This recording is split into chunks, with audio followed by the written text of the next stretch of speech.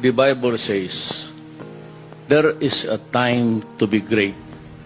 Kagaya ko. Presidente ako ngayon. I do not know why. But there will always be a time that I will be nobody. And that is sure to come. And maybe to die thereafter. There is always a time for plenty. But there is always a time for want.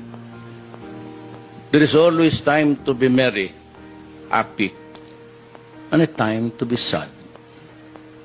A time to be healthy, strong, kung bata ka pa. But as sure as the sun will rise in the east, we will get old and get weak and sick. There's a time to feast, but it's time to want. A time to be spending, may pera ka, but sometimes may problema. And a time for war, and a time for peace.